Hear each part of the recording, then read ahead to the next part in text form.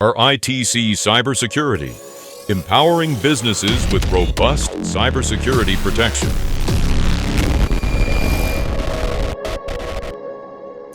Welcome to Ciphered Reality. I am Mari Cherry. Ciphered Reality is cybersecurity tips and tricks for everyone, where we unravel the mysteries of cybersecurity one bite at a time. From digital heists to hacker exploits, we uncover online threats and the strategies to stay ahead.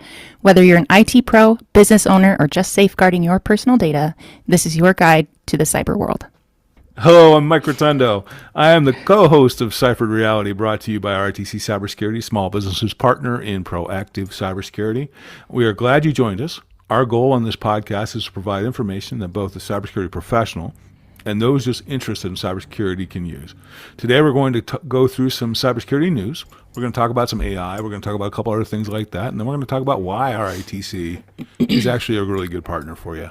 So with that, Mari, why don't you kick us off with some news? All right, we're going to start with new Hellcat ransomware gang employs humiliation tactics. We were just talking about this. This is Info Security Magazine. According to an article, or this article, they're using double extortion tactics with a focus on exfiltrating data before encrypting systems. I want to ask you about that actually later. As well as offering ransomware as a service in exchange for a share of the profits. Also, this group has demanded $125 in baguettes from French energy giant Schneider Electric. That's a bummer. Yeah. Thoughts?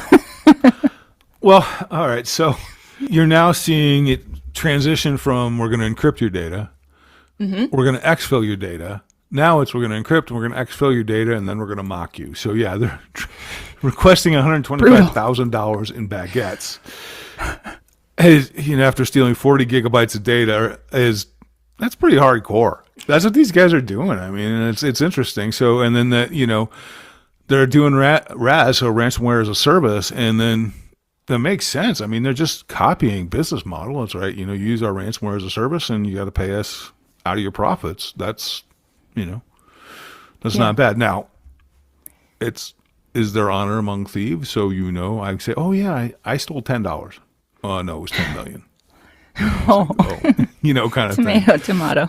Yeah. So I mean, I do know from some past experiences that there are actually Yelp type sites on the dark web that rate people, especially when you're dealing like money exchange and time of service and type of service. So all that stuff goes out there. There's reviews, there's, all sorts of things because these guys are thorough. I actually probably have some still from a presentation at DEF CON. Really? Yeah. Oh my gosh. Yeah. Okay. So, and so you get an idea of what they're like, but it's like, this guy's really good. He gets you your money in 2 days, like he said, but he charges 8%. Whereas this guy, takes 4 days, but only charges 4%. This guy takes a week and tries to charge you 15%, stuff like this. Or this ransomware actually works. I don't think, as much as we love our millions of podcast listeners, we don't really want to venture out in the dark web unless we really have to. Yeah, for sure. And I was going to ask about them encrypting the systems. Does that mean that they're doing it to lock them out? Yeah, basically. Of their own systems? Yeah, that's basically what they're doing, is they're encrypting it so you can't get to the data. Oh. So they're not only stealing it, they're also just locking it from you. Yeah. And demanding baguettes. Yeah, demanding baguettes and fromage. Okay. Is that common? Yeah, so typically, well, not the baguettes thing. So typically what these gangs do is they'll go after your backups first. Okay. And so what they'll do is they'll encrypt that data, steal it, encrypt it, and then you'll go be like, oh, I can just restore from backup. And it's like, oh, your backup's already destroyed, which is why the requirement of air gap backups is becoming bigger. And it didn't used to be a thing, but now insurance companies are requiring it. So, but air gaps or, different AWS regions or however you want to do it with different credentials is typically how they're doing it. But air gapping is definitely a thing. And AWS is a good option? Well, AWS is a good option, but what a lot of people do is they'll have their production system in the East region, and then they'll have their backups in the West region that are brought over by a different set of credentials. So those credentials that manage the backups don't do anything but that. And so there's no, if that credential were compromised, it couldn't impact production, whereas if the production credential was compromised, it couldn't compromise the backups. Oh, okay. Well, I mean, a true air gap would be literally, I mean, that would be running a tape and taking it down to Iron Mountain or something like that, where it's literally stored offsite. Oh, okay. Or it's in a system that there really is no connection. Iron Mountain, is that an actual company or is that just a term? That's an actual company. Yeah, Iron Mountain's an actual company where they do offset storage. It's basically a storage facility for data. Yep. I didn't even know that was a thing until I think just a couple of weeks ago, actually. Yeah, well, I mean, it's not just data, though. I mean, there's files. I mean, whatever you want to store in a locked facility that's secured, you can do it. Oh, I understand. People just use it. I mean, think about it as a, what are those things? Those bank security safety deposit box. Safety deposit, like a really big safety deposit box. Okay. I thought it was specifically for, like, data. So well, a lot of, I mean, that's really its predominant use, but I mean, there are other uses for it too. All right. Well, good to know. So don't mess with them. It's a good place to keep your valuables. Yes. Do we have any more information or anything else you want to add about the Hellcat gang? No, I mean, that's it. Well, the only thing I did read in the article was that it's what they're doing is similar to the tactics used by nation states. So this may be a nation state that's deciding to, cut loose and, I don't know. They have a new department head in China who's got a really funny sense of humor and has decided that, North Korea or whatever, I don't know. Or, who knows? Could be the Americans. I don't know. Who knows? Right. I love the American cybersecurity stance, and we're these innocent victims that aren't, we're just getting pummeled by the rest of the world, and it's like, no, we wrote most of this stuff. So there's a reason they stole all the data from NSA with all these exploits. It wasn't because it was cool. It was because stuff works. DeepSeek exposed database leaks. Sensitive data is the title. I should have read through that before I tried to read it now because that came out wrong. But it's the latest AI chatbot provider out of China. And AAP News says it rivals U.S. companies for its cost-effective training. And do you say NVIDIA chips? NVIDIA. NVIDIA chips. Yeah. Okay. And I didn't know what that was, so I had to look it up. Okay. And they're graphic processing units. Originally designed for rendering graphics in gaming and professional visualization. Do you have anything to clarify? Well, so there's a lot on this. There's a lot of news out there. First of all, when this got launched, it tanked the NVIDIA stock. So it really set things into motion. Well, as they start to dig into these things, they actually are using NVIDIA chips. They just may be using less of them. My question on that is, why is the U.S. allowing export of NVIDIA chips to China? Where are NVIDIA chips? I believe they're made in the U.S. or in Taiwan. But it's I can't remember if it's an American company or not. But the thing is like you can stop that export because and the Chinese have great skill at certain reverse engineering things. This they will not be able to do. They may be able to understand the functionality of it. They may be able to understand a lot of it, but even the equipment to build these chips is specialized to the point of they would have to be able to obtain the equipment. They would have to be able to obtain the materials. They would have to be able to, it's not like they can just, pop it into a 3D printer and, make me an NVIDIA chip. So with that being said, why did their stocks tank then? Is it because it was pretty? So there's a huge amount invested by Meta, Oracle, OpenAI in these NVIDIA chips. And what they're doing, and they're buying a ton of these chips and they're not cheap. But if all of a sudden China's come out and said, we got one that runs on a bunch of less chips, then all of a sudden, the demand for those chips drops. How can someone at home more effectively protect their mobile device or home computer when using AI tools? There's a lot of rules that you need to follow. First of all, is you don't put any what you would consider confidential data into the AI.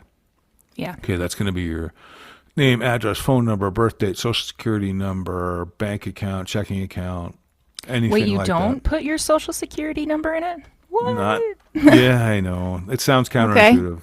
Yeah, that's weird. All right. But there are stories, like way back, like, 6, 8 months ago, maybe a little longer, when this first became starting to be big, is that they were finding medical professionals that were putting EPHI data into HIPAA, into OpenAI to write reports, not realizing that there is no delete function. So, yeah. So, and then, doing financial spreadsheets and doing financial, which is why in our vendor assessment documentation, in our policies, we require AI checks. So, Yeah. And we want to know what the vendor is doing and, with AI, because you don't want confidential data going in AI without any controls. Yeah, definitely not. So, That's a hard lesson to learn. yeah, to quote Egon Spangler, that would be bad. All right, you kind of answered this question already because you brought up policies and other things, but how can RITC specifically help smaller companies protect against threats while utilizing AI tools? Well, the first thing we can do is bring in policy procedure and train your people. The second thing is that AI is going to be used for malware because there's multiple jailbroken AI tools out there, as we talked about, I think last week, the, Worm GPT, what's the We other touched Ghost, on it a little bit. Ghost GPT, and a couple of the other ones. So there's going to be a lot of malware coming out. And so that's really a concern.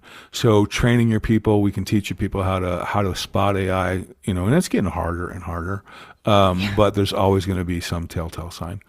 And this is a lot of protecting you with policy procedure and functioning and analyzing your systems to ensure that you're up to date and making sure, we'll do an assessment of where you are from a proactive cybersecurity standpoint. So, Yeah. so. Okay. Well, that kind of leads us into the next topic: Time Bandit ChatGPT jailbreak bypasses safeguards on sensitive topics. This was put out by Bleeping Computer. Yeah. Okay, so one thing that I thought was really interesting, they brought up the mechanism of the Time Bandit exploit, timeline confusion. Yeah.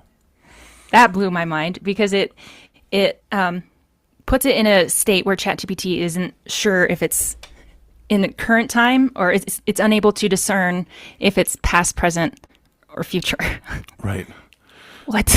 Yeah. So ChatGPT has these controls around it that says you can't ask specifically. It's like create me malware, but you can ask the question: if I was a mathematician in 1700 and I wanted to create malware, but I didn't have advanced computing skills, how would I do it? And ChatGPT will go, "Oh, here you go, and here's the code." So, It would have, maybe not the code now, but it could have. Or do you think? Well, I think it's possible. Yeah. That's what the article alluded to, is that it would actually prevent the code. OpenAI has acknowledged the vulnerability and is actively working to enhance the robustness of their models against such exploits. I should have asked you this or given you a heads up on this question. Sorry, we can cut this out too. No, it's all right. I don't know what that means. Like, how do they do that? So they're trying to add guardrails into the system that says you can, even if you ask in a past time, that you can't say, how do I build a gun? Okay. Yeah. Even if you say, how do I write this code in 1789 or whatever it is, it's not going to tell you how to write code. It's not going to tell you how to write that code, the malware code, so that's what it's going to try and do. And I don't know what else they're going to do to eliminate the time confusion, but obviously, it's just a computer program, and it is not meant to think like humans do. A lot of skills that they, try and say AI has, really, it's really just a predictive database. It's just really big and fast. So you ask a question and it goes and it searches and finds the question. It's not sentient. It's not coming up with any creative answers. So it's looking at all the answers of all the data for the last, 20 years or whatever, and then saying, okay, based on this probability, this is what the person is looking for. And that is incredibly useful. Yes. Yes, it is. It's just, dangerous as well. Yes. Yes. Yeah. So they say that some of the mitigations have been implemented, but the vulnerability has not been fully patched. So Yeah. still got to be It's a careful. process. Yep. Takes time. Yeah. Do you have anything else to add about jailbreak ChatGPT? No, I think that's it. I mean, Bleeping Computer has a lot of good data out there, so I would check them out pretty regularly. Yeah. I think with that, did you have something else? You had a class you wanted to talk to us about. Yeah, and that was the class I didn't finish, so I don't have all of it, but there are a few things that I wanted to touch on that I thought were really interesting. And it was Scott Augenbaum. He was former FBI, and according to him, global costs of cyber attacks in 2015 were 20 trillion US dollars and is predicted to be 10.5 trillion dollars in 2025. Wait, wasn't it 3 trillion in Oh, what did I say? 2015? Yeah, we actually went backwards. So it's 2015, it was 3 trillion, and in 2025, it's 10.5 trillion. That's why you were looking at me funny. Yeah, why don't Okay. you do that? I was like, what is happening?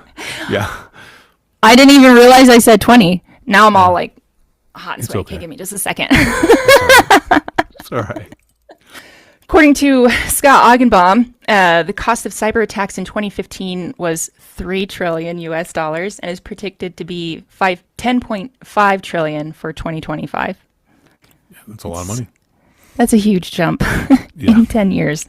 Yeah. And yeah, 3 trillion is an astronomical number. Yeah. 10.5 is unimaginable to me. Yes. There was a study out there that I think it was 23 or 2024 that there was more data stolen in that year than had been stolen in like the past 10 years combined. Oh my gosh. So things are just getting more and more sticky and more dangerous. All right. In this class, he listed his 4 truths in cybersecurity that he pulled from his years of experience working in this department with the FBI. Cool. And the first is none of the victims ever expected to be victims. You know, like Never do. it won't. Right? No, it's not going to happen to me. That's Yeah. or what's something else? It's like my business isn't. We just talked about that. Yeah. I don't really have anything to steal. Right. 2, once our stuff, whatever that may be, is stolen, the chances of getting it back is slim to none. Yeah. So you got to just Well, write and that then off. you may release your data, but they have a copy of it, so it's Right. I don't think they're like destroying it. Yeah. So, Too bad. 3, chances of cyber criminals brought to justice is also slim to none. Yeah, That's I kind think of it's a bummer. something like 90 to 95% of cybercrime is not prosecuted. Wow. Yeah. That's a lot. Right. Well, so here's the thing. I mean, this is something I used to say, and this is what I got from some of my training, is I could go hack a bank and steal $20,000. All they're going to do is they're going to figure out how I stole it and then close the loophole to steal it. Because the reputational damage to admitting to the fact that you had $20,000 stolen Oh, is more than they could stomach. I didn't even think about that. So a long time ago in another company, we were doing work for I can't remember, they're like a investment fund. I don't remember what kind of investment fund. Mm-hmm. And they had a bunch of Bitcoin stolen. And it was something like $60 million worth of Bitcoin at the time, which is probably now worth billions because Bitcoin's gone through the roof. Anyway, they had it stolen from their wallet at one of the repositories. And we're like, well, you need to contact the FBI, you need to contact the police, you need to do this, that, and the other thing. And they're like, no, never mind, we'll cover it from something else. Yeah. Whoops. That stuff happens every day, people. I'm not making that up. So, I mean, $20,000, it's a pretty good chunk of change. yeah. Wow. But I mean, no, we are not at RITC Cybersecurity advocating for doing this. Oh, I'll cut for that out. federal- Sorry. Yeah, yeah. No. It's just, yeah, no. I mean, but it's a disclaimer. It's like, but that's the reality on the ground because you have jurisdictional issues. You have all sorts of things. What if it originates of an IP in a country overseas, but it was done here, and I live in Arizona, and the crime was actually committed in California? Who has jurisdiction? Oh my gosh. That's so messy. Yeah. So there are no, last I checked, internationally agreed upon rules. So, Wow. That's probably something that should change. at some point, maybe. One would think, but it's been 35, 40 years. So Right. Well, maybe someday. We'll try to be hopeful here. Okay. The last one, number 4. Most cyber victimizations could have been prevented. yes, I would agree with that. Yeah. You, just by doing the basic cyber hygiene, patching, making sure your systems are up to date, not using old systems, using strong passwords, using MFA, running antivirus, not going to insecure websites, having a fire, all these like simple things that people neglect. Yeah, he did mention, and I didn't put these in my notes up there. He says not to surf the web as an administrator from your home computer. Yeah. So if you have a computer and you build a Right. computer and have an administrative account, Yes. what he's saying is you should create a separate account that you actually use on the computer. Okay. So that you actually forces you to. So if someone were to steal your existing credentials, they don't have carte blanche to your computer. They can't do whatever they want on your computer. They have to, because the administrator protects it. So Oh, okay. that's why when you make any changes on your computer, it asks you for an admin password. Yeah. Okay. That makes sense. That's why I did that. It wasn't just to drive you crazy, Mari. There was a reason. What? I thought you were just messing with me. Yeah. Okay. Like, All how right, cool. can I Thanks frustrate her more? Great. Yes. This is... No. This is not a hostile work environment. No. Nobody from the EEOC needs to call. Thank you. We're good. And there was a quote he used, and I'm not sure if this is his quote or not, so I'm not sure who to credit this to, but it says, what is the best way to treat a venomous snake bite? Don't get bitten. Oh, yeah. So, just do your best not to let it happen. Exactly. Exactly. Sometimes So. easier said than done. Yes. Yeah. Well, He also... Oh, go ahead. I was going to say, if you don't want to be a victim of physical crime, don't go into bad neighborhoods at night. Oh, yeah. Where there's crime, there's gang activities, that sort of thing. So you just be smart. Lock your doors. Yeah. Usually. Yeah. All right. He touched on core critical controls, and I wasn't sure what that was either, so I had to look it up. Okay. There was a lot. I just picked 3. Okay. Prioritized approach. Focus on the most effective security measures first. So how can we help companies and people at home create a prioritized approach? Oh, it's real simple. We can do a little assessment, just a questionnaire, and do some scoping and get an idea of what you have in place, and then make recommendations from there and take a look at what you have. Or we can go more in depth and do an actual cybersecurity assessment of your infrastructure and see what you have in place and design solutions to mitigate your risk and policies and procedures that you. Unfortunately, one of the pushbacks on policies and procedures is that, our culture and our business doesn't allow for that.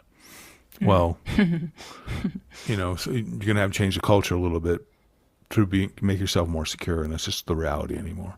We run into people all the time that, we want to add an authenticator to someone's phone, and they're like, well, you can't do that. It's my phone. I was like, well, you want access to your data? Kind of need it. Yeah, you got to pick one. Yeah. So. All right. Yeah. Next one kind of plays into that risk reduction. Aim to mitigate common cyber threats. And what are your thoughts on that? Again, it's the same thing. It's just the basic cyber hygiene stuff. And then, but understand what you need to do an analysis of what you're doing as a business process.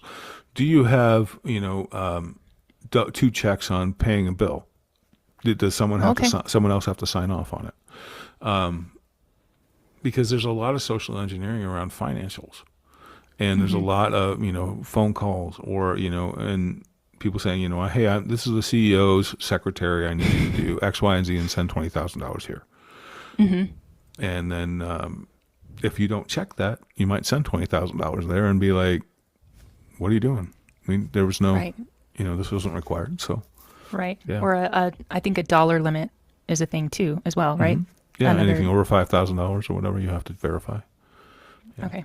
Cool. Yep. All right, next one is standardized framework, such as NIST, CIS, PCI DSS, SOC 2, and HIPAA, Yes. which are all things we offer at RITC. Yes. A standardized cybersecurity framework is a step above of just doing the basics. It's actually NIST, which is the government agency, quasi-agency. I don't know exactly how to describe NIST, but they have designed the standards for what should be done for Department of Defense and for dealing with the government and this sort of thing. So NIST is a security framework. CIS is a security framework. It's less involved than NIST. It's very useful for small business. It's not policy or documentation heavy where NIST is. PCI DSS, you have to, if you take a credit card, you're going to be involved with some level, be it your or your payer, the bank that processes your cards, however it works. They're going to ask you for something.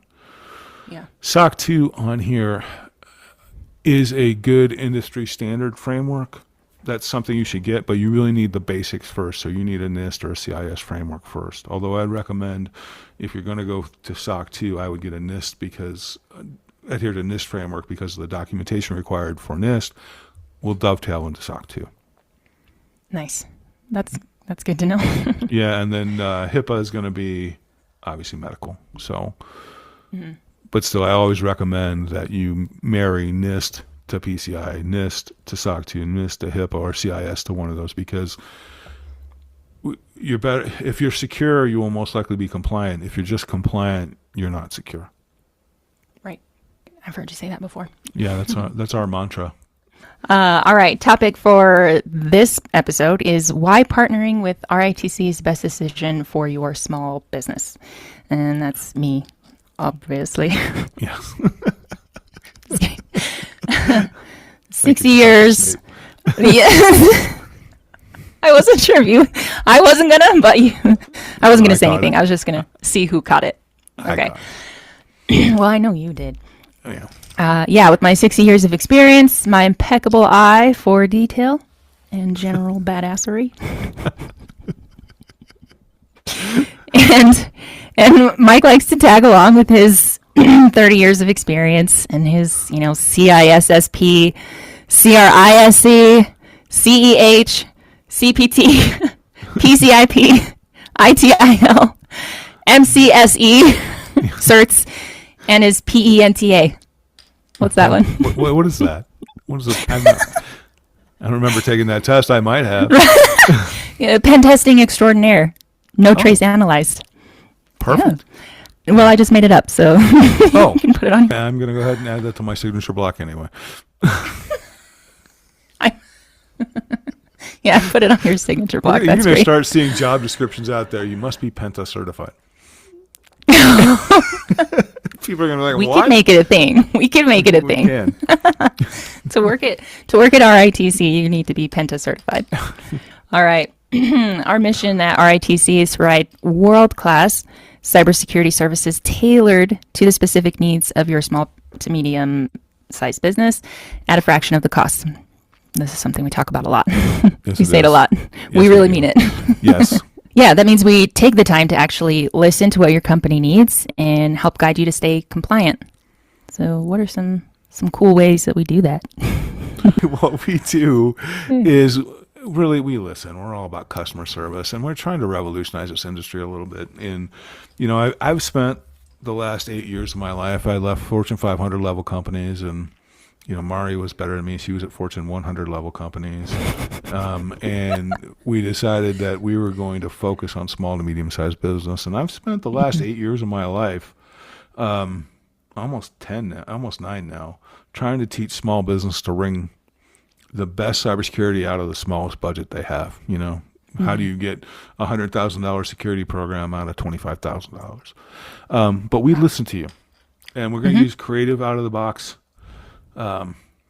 solutions, but they're going to adhere to company best or industry best standards. We're going to NIST. We're going to tie you to CIS. We're going to use those proven methods, but we're going to make it work for you, and not just for audits, but year round, all the time. Year round, all the time. Yeah, audits and customer questionnaires are a part of reality now, but you need it year round. You have to be having these practices every day, and it has to be repeatable, and it has to be easy to follow. And there will be some cultural changes required in your company, but they're not painful. There's no beatings.